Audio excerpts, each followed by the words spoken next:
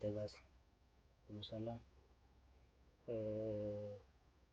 ዛሬ ስለ ተስፋ ላወራ እፈልጋለሁ።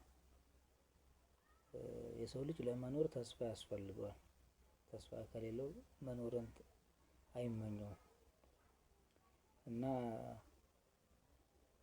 ተስፋችን ምን ላይ ነው? ሰውን ተስፋ ካረግን ለጊዜያዊ ነው።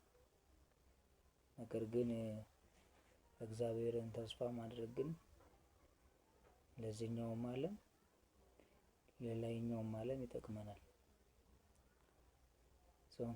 ሰውን ተስፋ ከማድረግ ይልቅ ሰው ላይ ከመጠጋት ይልቅ እግዚአብሔር ጋር መጠጋት፣ እሱን ተስፋ ማድረግ ከሁሉ ይበልጣል። በሕይወታችን ስኬታማ ለመሆን ከሰው ይልቅ እግዚአብሔርን ተስፋ ማድረግ፣ እግዚአብሔርን ማስቀደም፣ እሱን ተስፋ ማድረግ፣ ሕይወታችን በሱ ስር እንደሆነ አምነን እሱን ተስፋ ማድረግ ለሕይወታችን ጠቀሜታ አለው።